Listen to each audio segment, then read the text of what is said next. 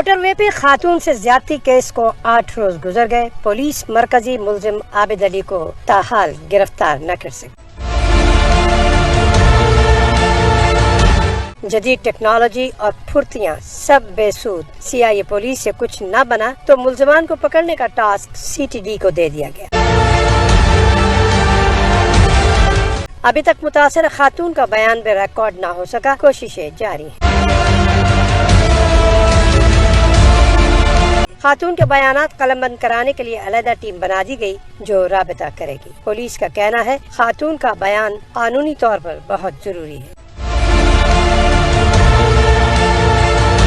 دوسری طرف سانحہ موٹر وے میں زیر حراست وقار کے برادر نسبتی عباس اور بھائیوں سلامت اور بوٹا کو رہا کر دیا گیا۔ تینوں کو شک کی بنا پر حراست میں لیا گیا تھا۔ ذرائع کے مطابق ملزم وقار کی بھی جلد رہائی کا امکان ہے۔ اس کی DNA رپورٹ آنے کے بعد اسے رہا کرنے سے متعلق حتمی فیصلہ ہوگا۔ گرفتار ملزم شفقت سے جیل میں تفتیش جاری ہے۔